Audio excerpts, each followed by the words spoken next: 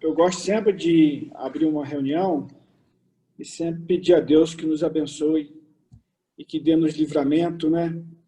E que, nesse momento que a gente está vendo aí, tantas coisas que está passando no mundo inteiro, né? Com essa questão da pandemia, nós todos acho que estamos sofrendo, né? Não tem rico, não tem pobre, não tem... Eu digo que essa doença ela veio até mais para o rico e a classe média para cima do que para o pobre, porque o pobre parece que está se safrando de uma melhor, de um modelo que não, a gente vê aqui na nossa região, pelo menos, que não atingiu tanto. Mas, de qualquer forma, eu acho que a gente tem que agradecer a Deus e pedir a Deus para nos livrar, né?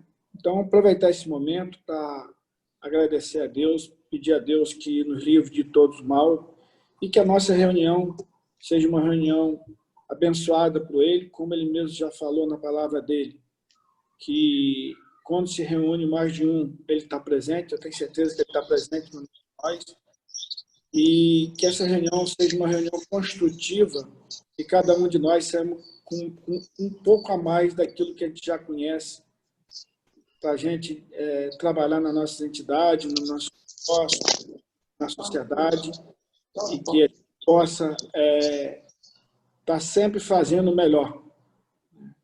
Eu acho que nós que somos presidente ou temos alguma liderança, nós temos que pensar como Jesus pensou quando ele estava aqui na Terra. Fazer pelo bem, fazer pelo aquilo que é o melhor possível. Então, eu acho que esse é o papel nosso.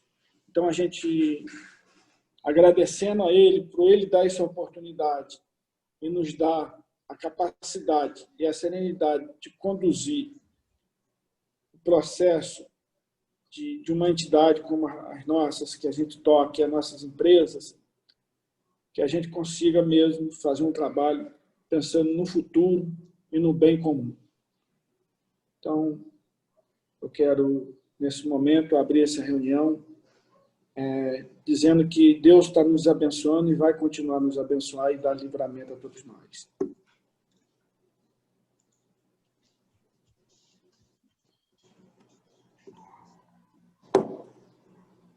Damasceno, você pode colocar boa tarde a todos. Tia Cris voltou. Tia Cris estava sumida. Peguei a tal da Covid, não é mole não, mas graças a Deus eu estou me recuperando, né? Mas estou quase 90% boa. E para a gente começar, vou aguardar o Damasceno colocar 2 slidezinhos que eu fiz para vocês. Primeiro, convidar vocês aí para a nossa cidade maravilhosa. Assim que essa pandemia passar, o seu Joilson, nossa diretoria, aguarda todos aqui para o Nino Passeio. Se Deus quiser, né, Cristina? E vai passar. Nós vamos estar juntos. E o presidente pediu, né, que eu lesse rapidamente um resumo muito pequeno. Apesar de sermos todas co-irmãs, né, sabemos que praticamente todas nós fazemos os mesmos trabalhos, mas ele pediu que eu, rapidamente, numa breve, só contar uma pequenininha...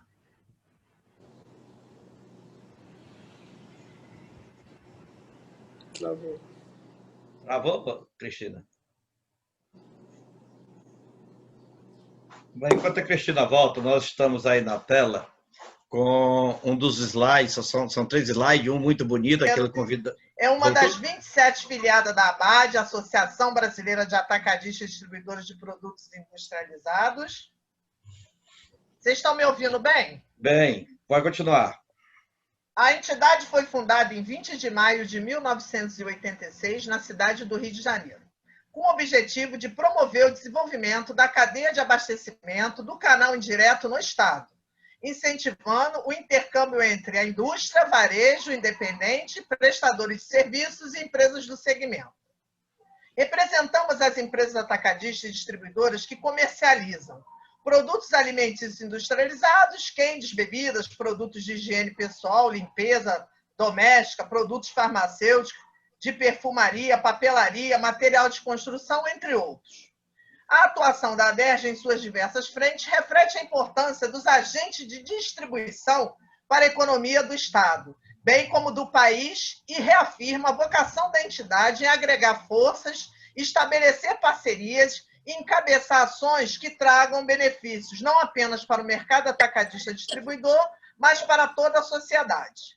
O atacado distribuidor é o elo da cadeia de abastecimento no estado do Rio de Janeiro. Somos um instrumento de entrelaçamento entre a indústria e o varejo. Há 34 anos, a Aderj, a Associação de Atacadistas Distribuidores do Estado do Rio de Janeiro, promove o desenvolvimento das empresas associadas do comércio de distribuição, localizadas em nosso estado, dando ênfase à sua real importância no cenário econômico fluminense. Interagimos constantemente com as demais instituições representativas, que dão viabilidade e visibilidade à distribuição de produtos em nosso estado. Essa parceria é fundamental para alcançarmos os legítimos interesses do setor. Em conjunto, temos uma maior possibilidade de reivindicar pelo crescimento direto da distribuição e, inegavelmente, da economia. Atuamos de modo incansável perante os poderes executivo e legislativo federal, estadual e municipal, a fim de buscarmos consensualmente soluções para descelar-se das amarras da economia, com legislações transparentes e menos burocráticas. A nossa intenção é facilitar o desempenho da atividade, dando possibilidade de crescimento. Para isso, devemos e recorremos legitimamente aos poderes e órgãos públicos. O esforço é recompensado quando constatamos a evolução de nosso Estado com o crescimento no número de empregos e desburocratização e o respeito à iniciativa privada. Grato, Joilson Maciel Barcelos Filho, presidente da Aderj. Eu, rapidamente, o Joilson vai falar rapidamente, um minutinho, porque assim que o senhor Joilson assumiu como presidente da Aderj, ele pautou ao nosso segmento, principalmente a nossa associação, que fizesse um trabalho, tá, juntamente com várias instituições. Nós tínhamos alguns relacionamentos muito pequenos com várias instituições aqui no Rio, mas não tão como hoje a Aderj, que o nosso presidente agora está à frente, fez essa aproximação. Então, o senhor Joilson vai falar em breve palavras para vocês essa importância desse trabalho que nós fizemos com várias entidades parceiras, e que, às vezes, vamos dizer assim, 60% do espreito delas são as solicitações, são solicitações pertinentes a todos. Seu Joilson.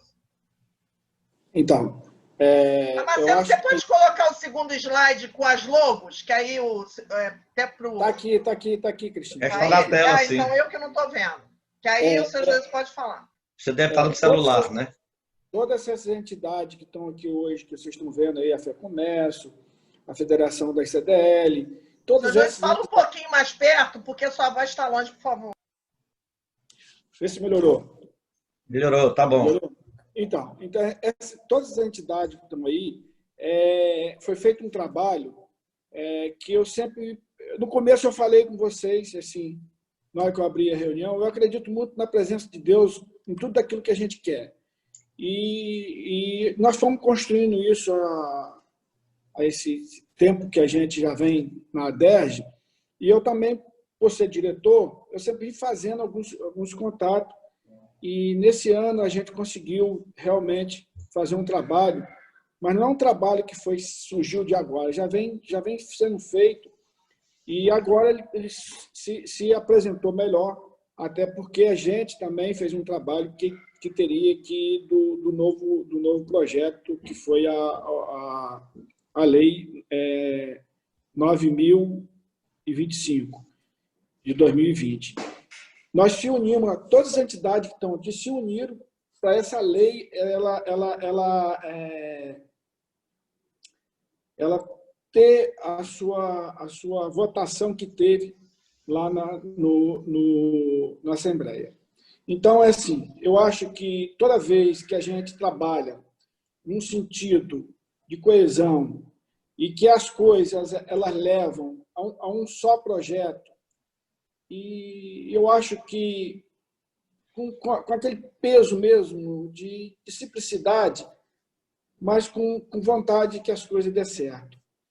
Eu acho que foi isso que deu um resultado positivo da união dessas entidades todas do Rio de Janeiro voltar a nos apoiar nessa lei 9025 de 2020. Então, teve um apoio muito forte de todas essas entidades.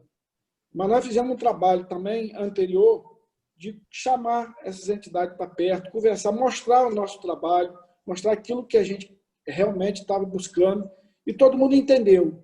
E no entendimento, todo mundo abraçou a causa. Então, eu volto a dizer, eu acho que a gente trabalhar com simplicidade naquilo que a gente faz, ele dá um resultado que as pessoas acreditam. E eu fiquei muito feliz, Sandoval, quando vocês me convidaram para abrir essa reunião de hoje, no sentido de envolvimento, de envolver as entidades junto no projeto, que esse fórum, eu acho que é um fórum que ele tem muito peso para nós como empresário, no sentido do desenvolvimento. Então, quanto mais a gente faz essa abertura e a gente traz mais as pessoas para perto no envolvimento, eu acho que isso evolui e dá sentido àquilo que a gente quer. Esse é meu pensamento e me agrada muito esse movimento. Então, é assim, nós no Rio de Janeiro trabalhamos forte nisso, acreditamos que isso é o resultado positivo, e a gente tem resultado positivo através disso. Tá? Todas essas entidades que estão aí, a gente tinha acesso, mas não tinham acesso como eu falei anteriormente, mas hoje está todo envolvido em um projeto que é esse modelo de nós estar unido, tá? Para que a gente consiga desenvolver tudo que a gente entende que é melhor para o Rio de Janeiro e é melhor também para o nosso negócio. Eu acho que, em primeiro lugar, a gente tem que ver o comum, aquilo que atinge a todos. E depois a gente trabalha no sentido de facilitar em cima do nosso negócio. Mas quando a gente abre o guarda-chuva e abre para todos, eu acho que isso dá um peso que as pessoas elas acabam gostando desse modelo. Então, é isso que eu tenho para falar com vocês. E volto de novo a dizer, Sandoval, fiquei muito grato em você ter convidado o Damasceno, ter convidado para abrir a reunião, para ter a oportunidade de falar sobre isso. Tá? Falar do modelo que a gente acredita e que a gente está apostando e que está sendo desenvolvido e que está dando certo. Eu acho que quanto mais a gente conseguir envolver as pessoas no processo, mais a gente tem habilidade e melhor resultado pelaquilo que a gente quer.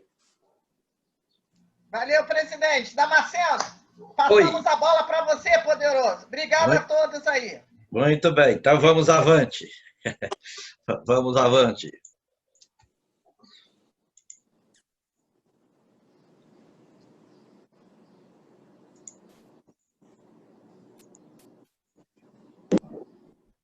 Bem, vocês estão vendo aí que hoje o Torres, que não participou da última, Torres, se você estiver me ouvindo, só lembrando que a fórmula deste nosso encontro, do nosso fórum, ela mudou há 15 dias, então nós temos a cada semana um presidente de uma entidade ou uma pessoa por ele indicada para presidir a abertura, presidir a mesa.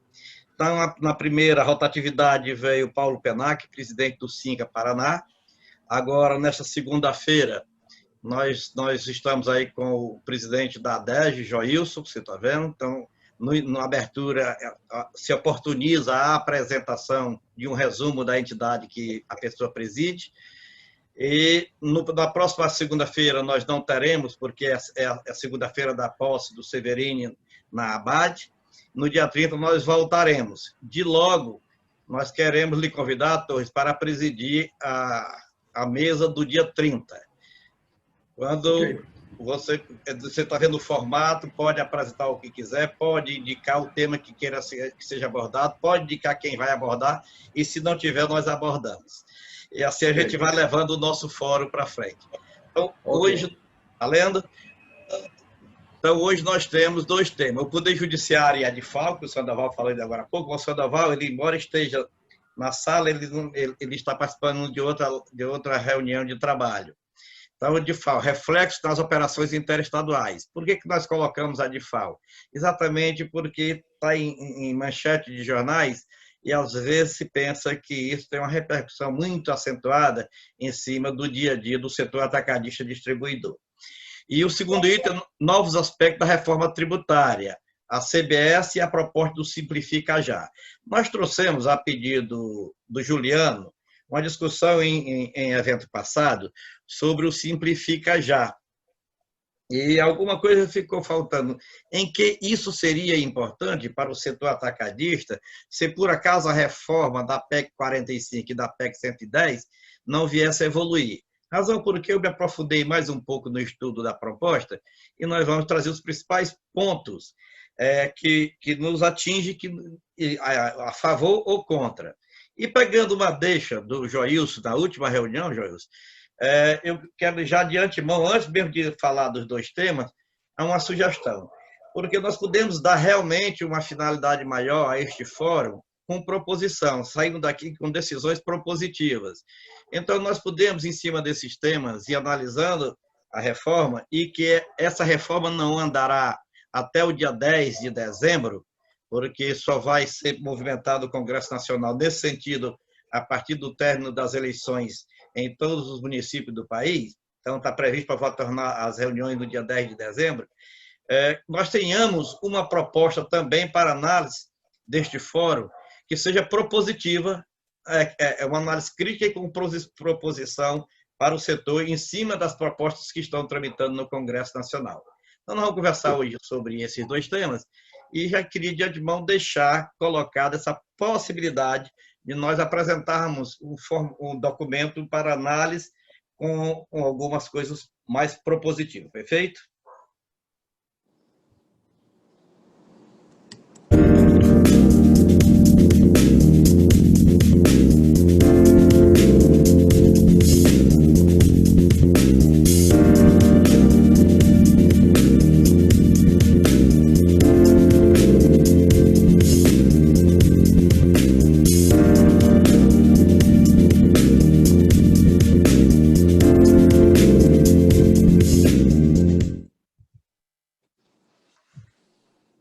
Muito bem. O Poder Judiciário e a DIFAL refletem as operações interestaduais. A questão que envolve esse julgamento do Supremo Tribunal Federal é exatamente um descompasso entre a Constituição Federal, o CONFAS e os governos estaduais. O que aconteceu? Há uma emenda constitucional disse que nas vendas interestaduais para consumidor final, contribuinte ou não do ICMS, a diferença de alíquota entre a operação interestadual e a operação interna no estado de destino é devida ao estado de destino. Isso a Constituição diz. Aí o que aconteceu? Quando a Constituição disse isso, só quem pode, no ordenamento jurídico nacional, estabelecer contribuinte, responsável, base de cálculo, hipótese de incidência, é a lei complementar. No caso que nós temos no Brasil a Lei Candir, que é essa lei que faz a ligação entre as normas constitucionais e as normas estaduais e do Distrito Federal. O que aconteceu? Em vez de vir uma lei complementar, foi o convênio 93 de 2015 regulamentando. Ou seja, entende-se que o CONFAS, Conselho de Política Fazendária, usurpou a competência do Congresso Nacional para, através de uma lei complementar, regulamentar como seria o procedimento na operacionalização da transferência dessa diferença de alíquota. Então, o que diz o Convênio 93 de 2015?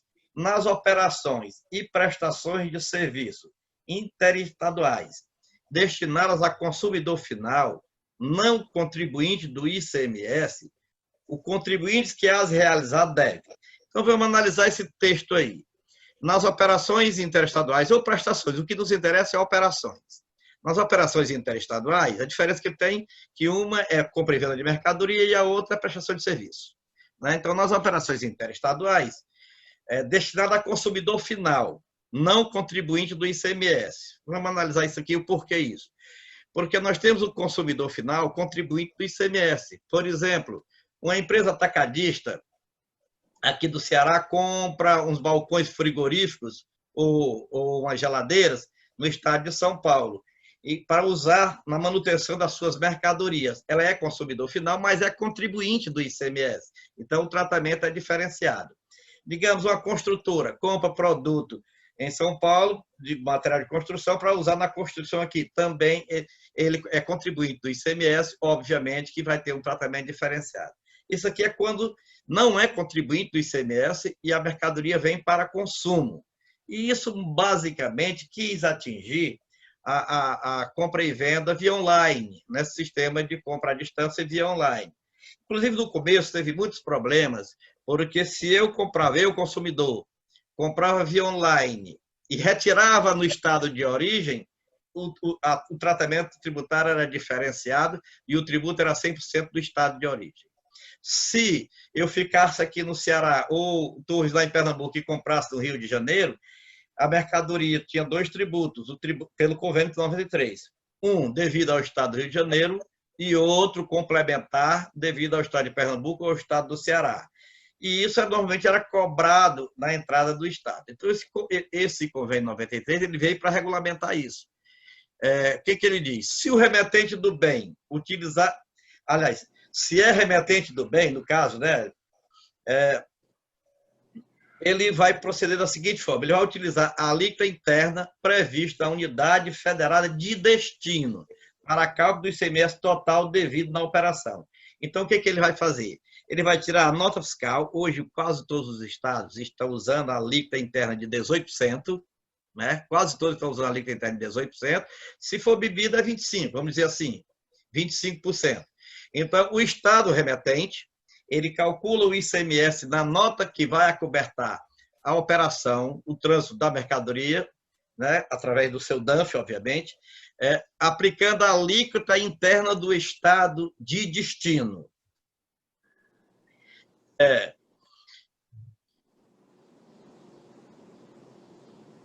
No estado de destino, recolher para a unidade federada de destino o imposto correspondente à diferença. Então, veja bem, ele vai calcular o imposto da nota pela alíquota da entidade, da unidade de destino, vai utilizar a alíquota interestadual prevista para a operação para o cálculo do imposto devido ao estado que remete. Então, veja bem, ele pega a alíquota de 18, vamos pensar, Rio de Janeiro, Fortaleza. A alíquota de 18, acho que aí é 18% a alíquota interna, normalmente, né? É 18. 19, né? Por causa tem o 19 não é 20, por causa da fome. Mas a fome, é 18, é outra coisa. A fome é outra coisa. A fome aí é menor, nos outros estados é 2,5. Vamos deixar a fome de lado por enquanto. Então é o seguinte, quando a mercadoria sai do estado do Rio de Janeiro, o remetente da mercadoria para o estado do Ceará vai calcular com 18%, que é a alíquota interna aqui no estado do Ceará. Vai calcular, como a alíquota do estado do Rio de Janeiro para o estado do Ceará é 7% na operação interestadual, ele vai calcular 7% e retira desses 18%.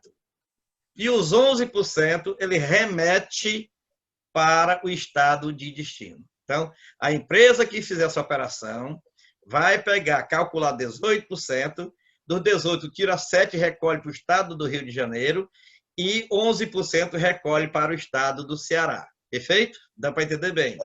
Aí vamos que essa mercadoria esteja sujeita ao Fundo de Combate à Pobreza, no estado de destino, de 2%.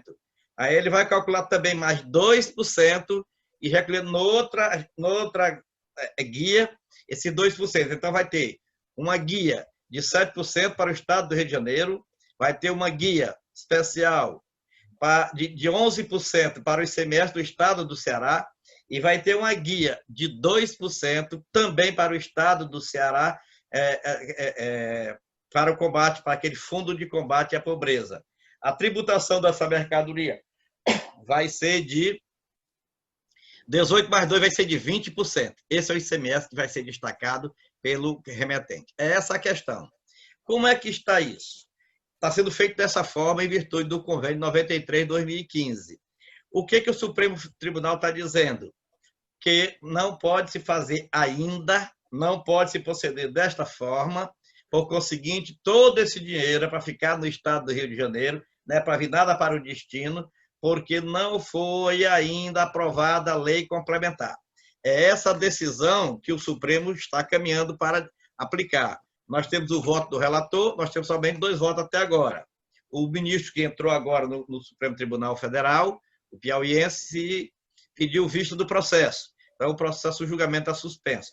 O relator, Dias Toffoli, e o outro ministro, eu não vou me recordar quem foi agora, já votaram exatamente pela inconstitucionalidade, foi o Marco Aurélio e o Dias Toffoli, pela inconstitucionalidade do convênio 93. Se for declarado dessa forma, aí tem um problema. De 2015 para cá, quem operacionalizou desse jeito, como é que fica? Vai ter devolução? Então, tem uma proposta do Dias Toffoli para que a decisão seja aplicada somente a partir da decisão final do julgamento do Supremo Tribunal Federal, para frente. E é necessário, então, que o Congresso Nacional aprove uma lei complementar substituindo o convênio CONFAS número 93 de 2015. Esta é a questão da DIFAL, que está em julgamento do Supremo Tribunal Federal e está sendo objeto de manchete dos jornais e dos informativos nacionais. Novos aspectos da reforma tributária. A CBS, a proposta Simplifica Já. Conforme eu falei no preâmbulo, essa proposta Simplifica Já foi uma proposta que foi elaborada pelos técnicos da Secretaria de Fazenda dos Estados e encaminhada como uma emenda. A emenda 144, a PEC 110, pelo Major Limpio, do PSL de São Paulo. Então, ele apresenta essa proposta de emendas dizendo o seguinte: a PEC 45 não vai andar. A PEC 110 não vai andar. Por quê? Porque está juntando tributos municipais, tributos estaduais, distritais e tributos federais. A União não se movimenta para facilitar absolutamente nada. O que ela fez?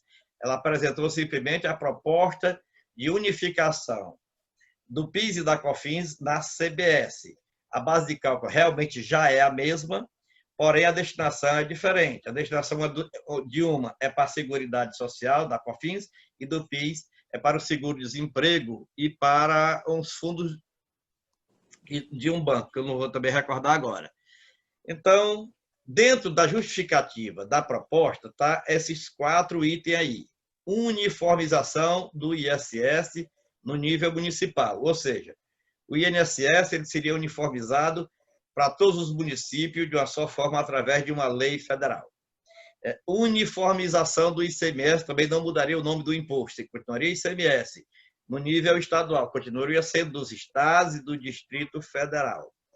Desoneração parcial da tributação da folha de pagamento, isso modificando o que dispõe hoje o artigo 195 da Constituição Federal. Por isso que precisa de uma reforma, de uma emenda constitucional.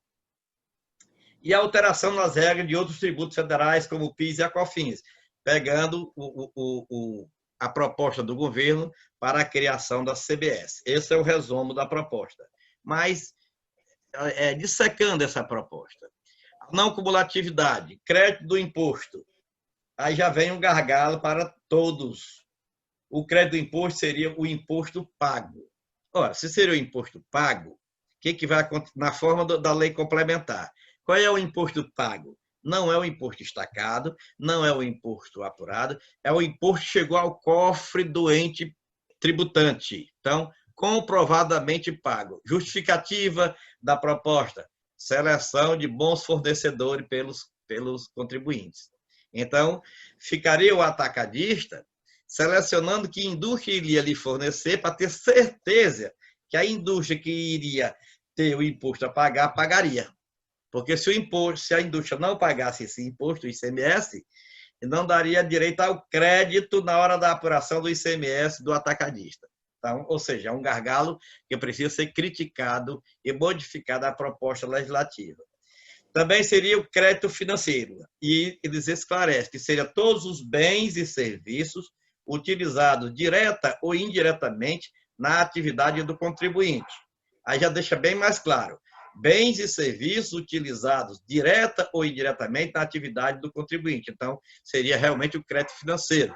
Hoje já ficaria mais claro, evitar-se-ia realmente alguns questionamentos como estão acontecendo ao longo do tempo com os créditos PIS, da COFINS, com o crédito ICMS, o que é insumo, o que não é insumo, etc, etc, etc.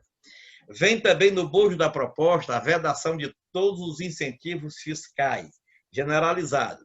Incentivo fiscal, redução da base de cálculo, redução de alíquota, toda e qualquer vantagem que hoje é possível o Estado oferecer aos contribuintes, incentivando alguma atividade na sua base, seria proibido.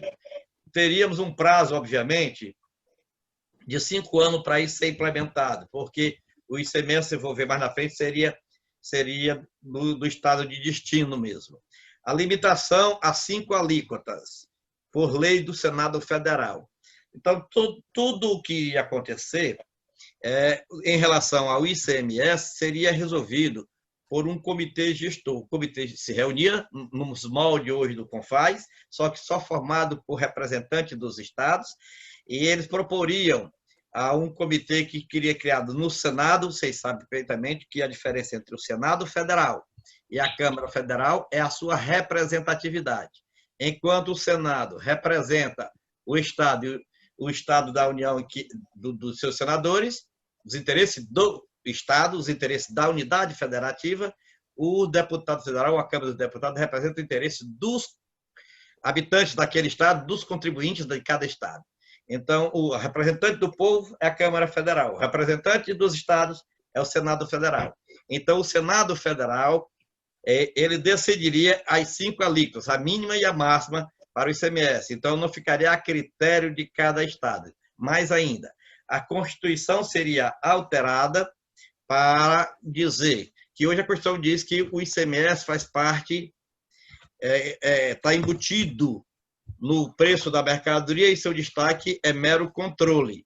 Então, passaria a dizer que ele não comporia a base de cálculo. Por exemplo, aqui, lei complementar, fixar a base de cálculo de modo que o montante do imposto não integre também, não integre a base de cálculo. Então, vejam bem, hoje é integre, desde que o imposto integre. E agora eles vão colocar um não para não entregar, para que o cálculo do ICMS seja por fora.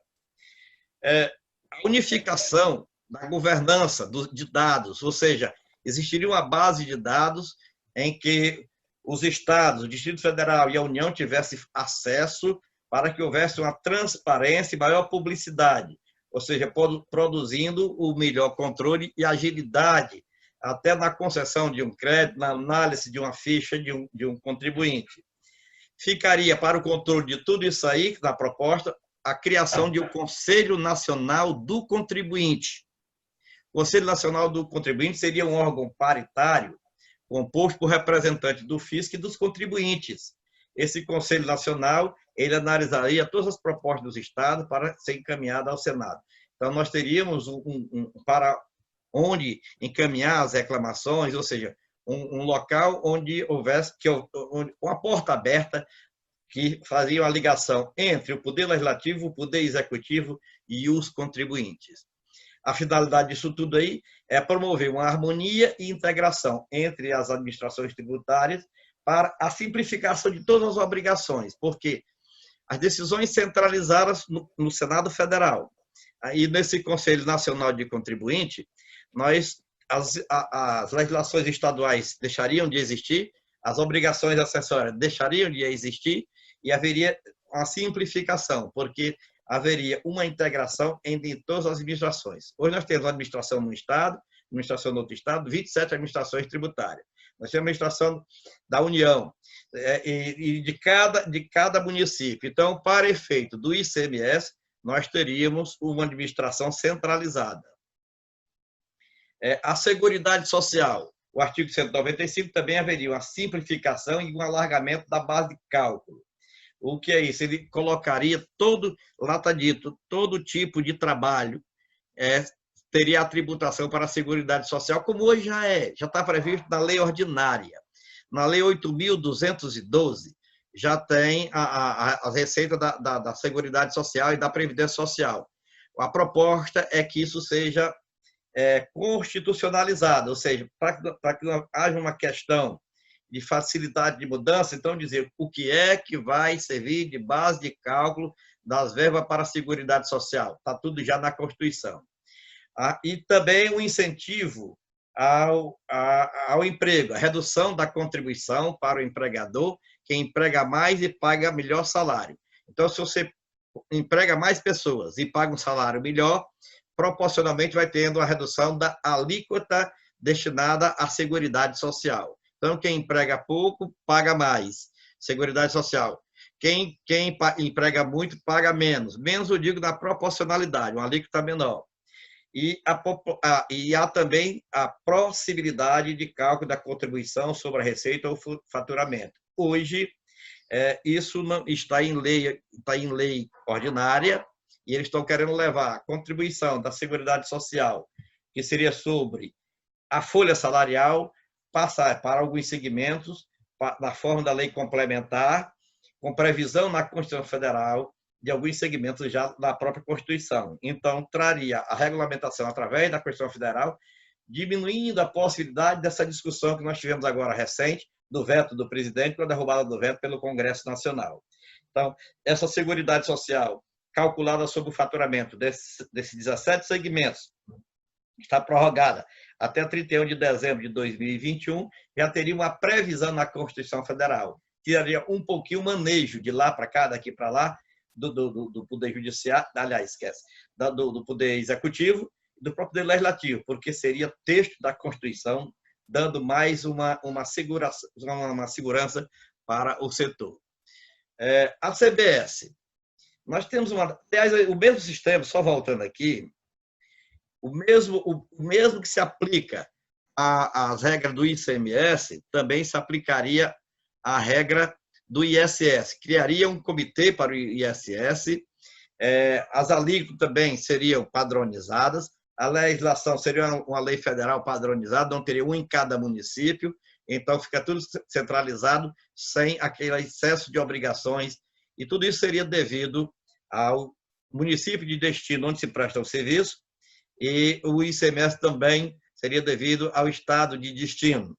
E o prazo de tramitação da transferência seria de 5 anos, e o Senado Federal ia baixar a norma dizendo qual seria a alíquota que seria reduzida proporcional a cada ano até chegar a se zerar. A Seguridade Social nós já falamos, e a questão da CBS.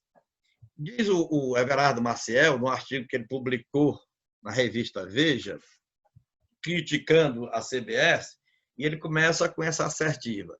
Sistemas tributários não são meras técnicas de extração de renda da sociedade para financiar o bem comum, mas escolhas políticas balizadas por princípios constitucionais que encerram o conflito de razões e de interesse.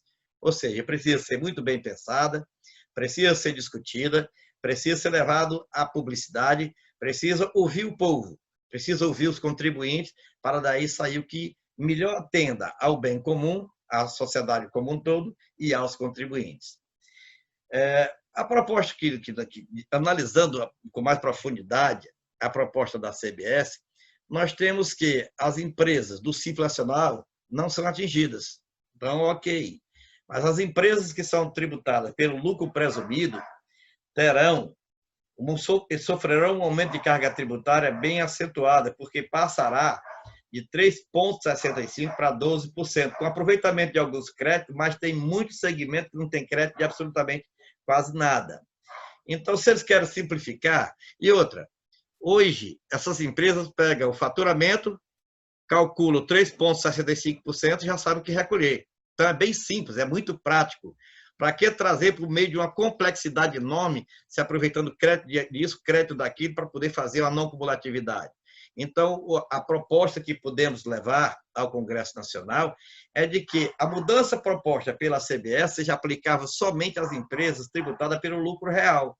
Porque, se assim for, vai facilitar, vai diminuir a burocracia, sim, vai simplificar e não vai ter aumento de carga tributária. E deixe as empresas do Simples Nacional e as empresas tributadas pelo lucro presumido na situação em que se encontra hoje, ou seja, da cumulatividade. E a não cumulatividade, como é hoje, ficaria somente para as empresas do lucro real, que são tributadas pelo lucro real. Então, é uma forma de simplificar, reduzir as obrigações acessórias, sem o aumento da carga tributária, como eles estão divulgando, mas não é isso que ocorre, se for feito somente isso.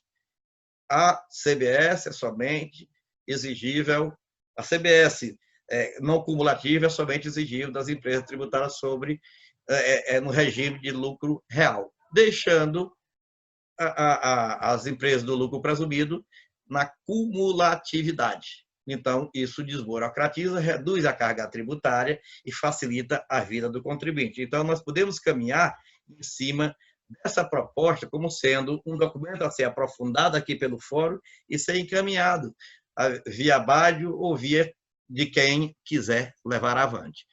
É essa a apresentação de hoje, senhor presidente, e nós vamos encerrar a nossa Shauri hoje e passarmos para os debates.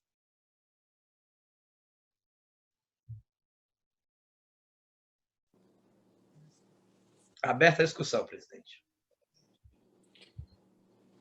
Então, dona Seda,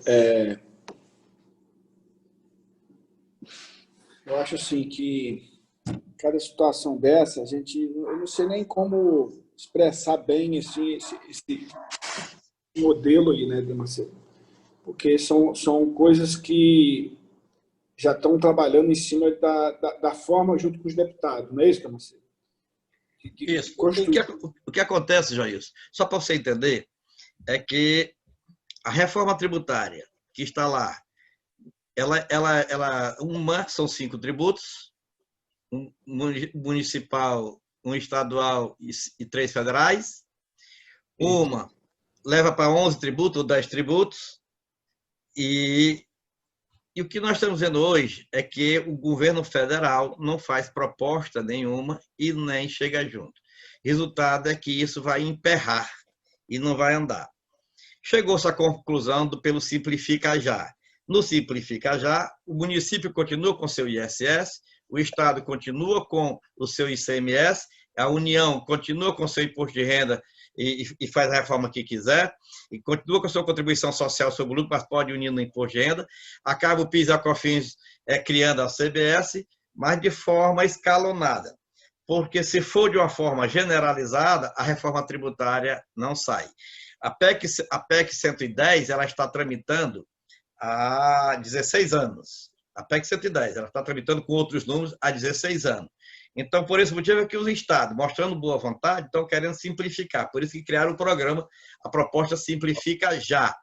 Então, o que acontece? Não dá uma mudança tão radical. A União transforma o PIS e a COFINS na CBS, mas está propondo para todos. E o setor produtivo tem pulado bastante, principalmente o setor de serviço. Então, acreditamos que poderia facilitar se isso fosse só para quem já está na não cumulatividade hoje. Os estados querem simplificar, tirando as 27 legislações, transformando numa só, sob o comando de uma lei federal do Senado Federal, e administrada por um conjunto de representantes dos fiscos nesse comitê, né, numa espécie de um CONFAS estadual dos estados. Propõe a mesma coisa para o representante dos municípios, a criar um comitê regulador do ISS também por uma lei federal. Então, se nós temos 500 e tantos municípios no país, nós teríamos 500 e tantas leis ordinárias de cada estado, de cada município, transformada numa lei federal também, sem obrigação acessória, desburocratizando. Nós sabemos perfeitamente que toda e qualquer proposta de reforma tributária não vai reduzir carga tributária, vai reduzir obrigações acessórias. E a redução do custo é indireto, mas se reduzir a obrigação acessória, vai reduzir sim o custo, conforme a gente falou no nosso encontro passado. Então, se nós não vemos a possibilidade de aprovação do que queremos, nós podemos trabalhar para aprovarmos o que é possível, aquilo que reduz as nossas obrigações, para que cada empresário possa se dedicar ao seu negócio. Doutor Fernando, eu gostaria de ouvir a sua opinião. Boa tarde a todos. Boa tarde. Eu acredito que a matéria foi muito bem abordada, né, doutor Damasceno? Eu acredito que se simplificar o sistema, né, já vai ajudar bastante, né? Então, eu acredito que nós deveremos, né, realmente fazer uma pressão, né, que a reforma possível, né, que seja realizada, né, apesar de, digamos assim, restringir-se mais na parte de obrigações acessórias, né? E tem essa questão onde está havendo aumento da carga tributária, também eu acredito que merece ser questionado, né? Eu acho que as entidades, né, têm muita força e legitimidade para influir, né, no andamento dessas discussões.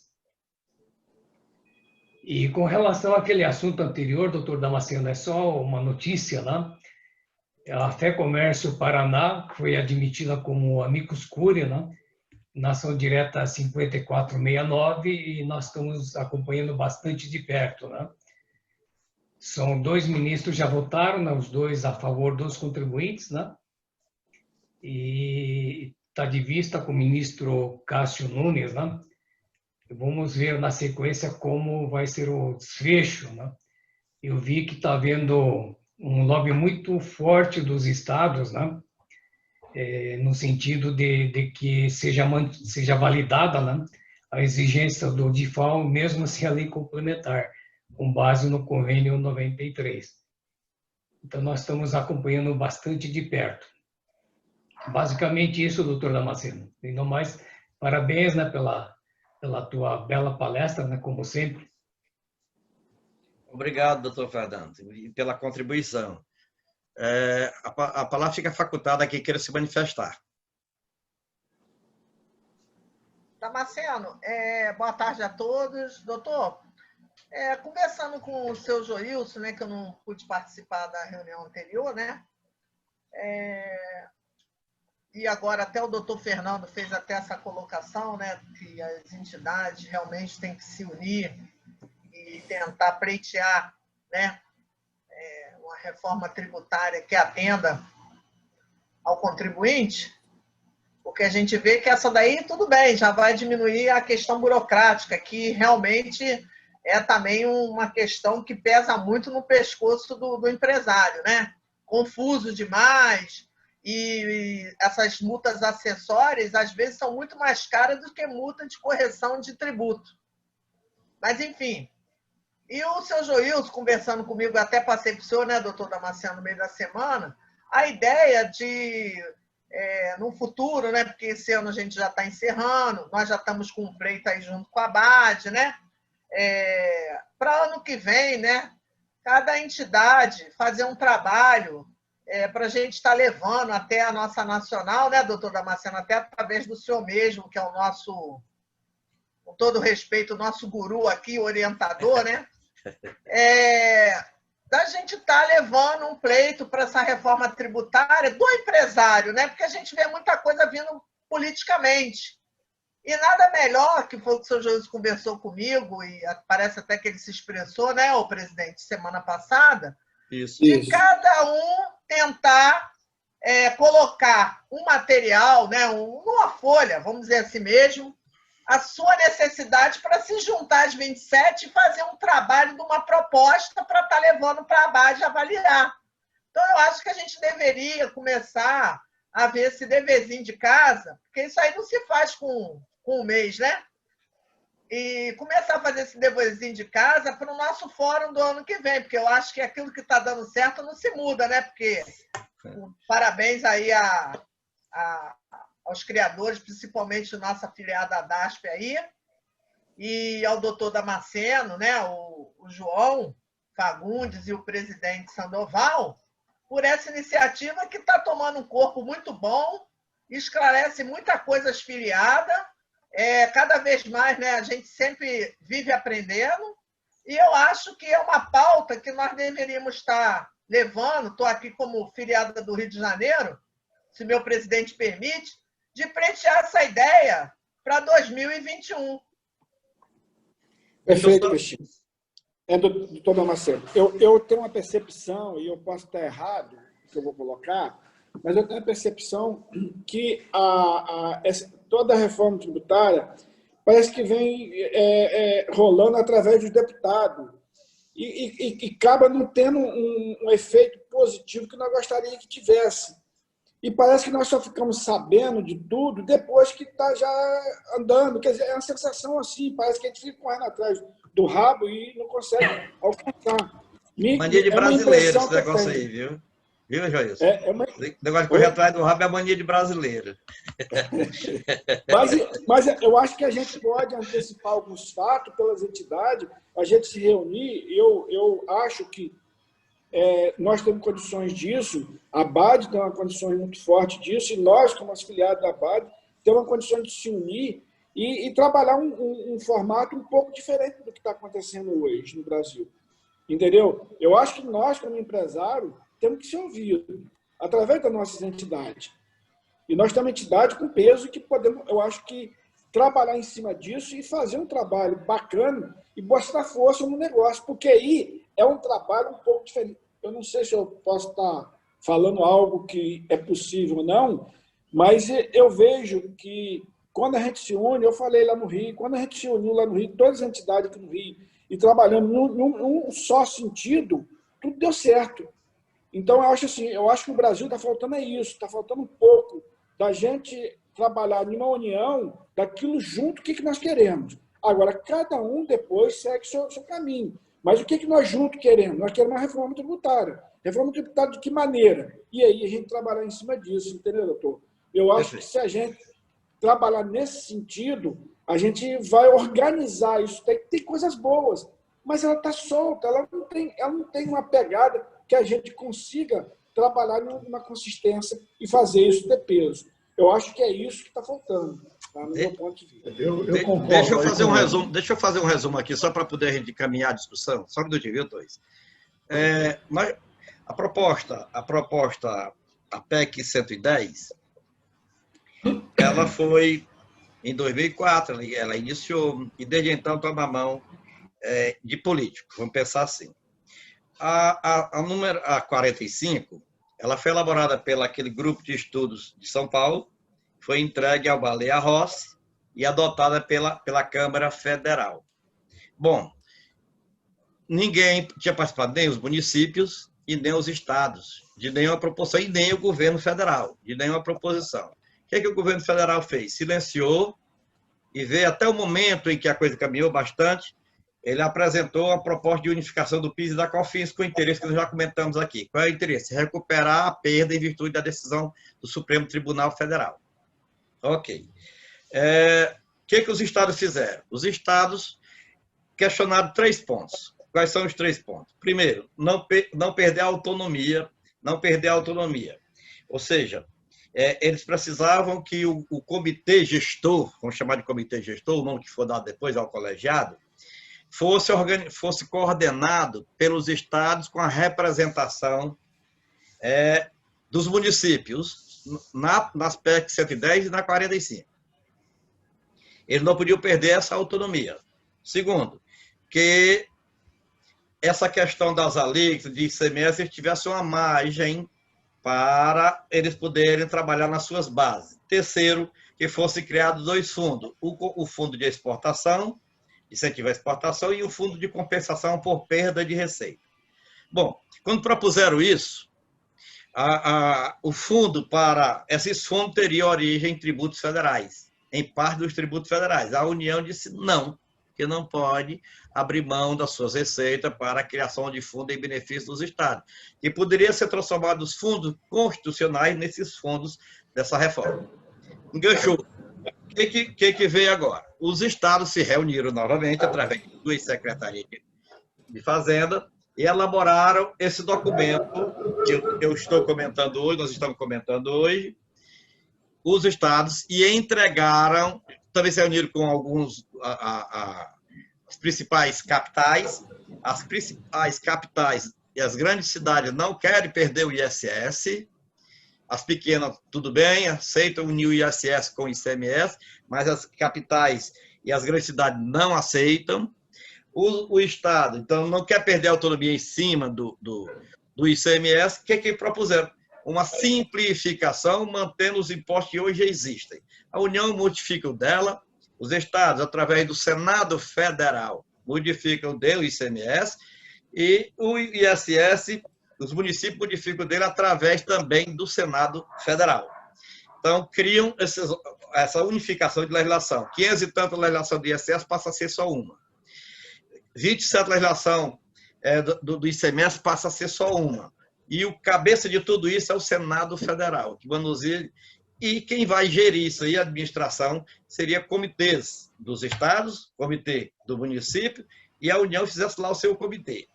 Então, isso entrou no Congresso Nacional, essa proposta, como um substitutivo, uma proposta substitutiva da PEC 110. Então, quando chegou lá, o Ministério da Economia disse, muito semelhante ao pensamento da CBS, nós achamos importante essa simplificação.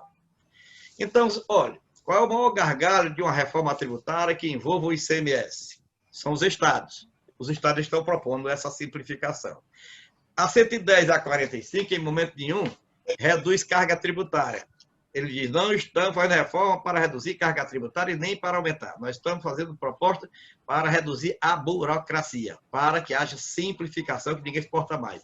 O simplificar já é isso que estão propondo. Então, o que nós precisamos aqui agora? Ser prático.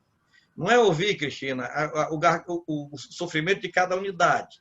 É porque isso é uma coisa federada e hoje nós já sabemos perfeitamente mais ou menos o que dói em cada um. Os estados estão propondo aqui, tudo bem, a gente perde o direito a dar incentivo, mas nós queremos um fundo, e o fundo é tirado do bolo geral do ICMS nacional.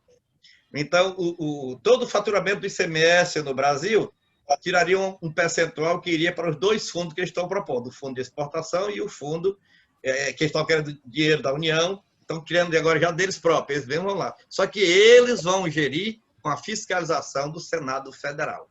Então, é essa a proposta que está tramitando lá e que eu entendo, por ser a proposta dos estados e por ter a adesão das grandes cidades, entre elas as 27 capitais, não sei se Brasília está no meio, mas vamos deixar 26, né?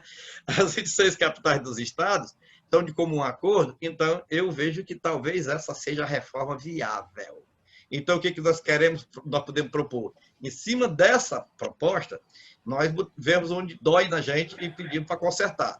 Por exemplo, essa questão do ICMS pago. Não, do ICMS destacado. Pago não, do ICMS destacado. Então, vamos para isso aí.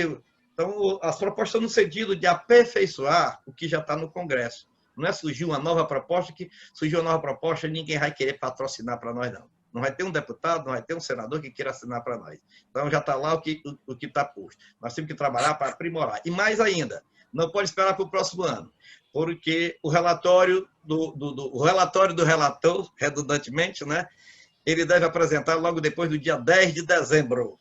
Então, nós temos que trabalhar para apresentar essa proposta antes do dia 10 de dezembro. Torres, você ia falando, amigo, desculpe. Sim. Na realidade, eu ia corroborar com o que o Jailson falou, né? Porque, na realidade, nós aqui, né, nós, no Brasil, os empresários, fica torcendo para ser aprovada menos pior. Isso. Menos pior para nós, porque o Estado briga por ele, os deputados colocam lá os projetos de lei dele lá, da reforma, e nós ficamos apenas esperando que aconteça o menos pior para nós. Então, não sei qual seria esse caminho realmente que você está falando aí, da gente começar a Eu gostaria de pedir desculpa, mas nós estamos com uma reunião da Cefaz às 17 horas. E eu estou monitorando o celular, todo mundo chegou, presidente, só falta eu e o senhor. A conversa está ótima, eu não queria sair. Mas... Quando o doutor encerrar aí, nós não vamos encerrar. Aí, ok, mas fique à vontade, Joilson e Cristina, podem ir para o outro compromisso que a gente vai encerrar. Obrigada aí, gente, desculpa. Obrigado aí, Joilson. Boa reunião.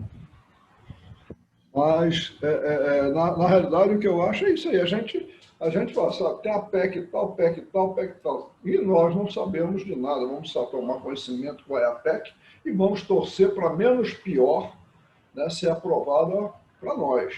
Né?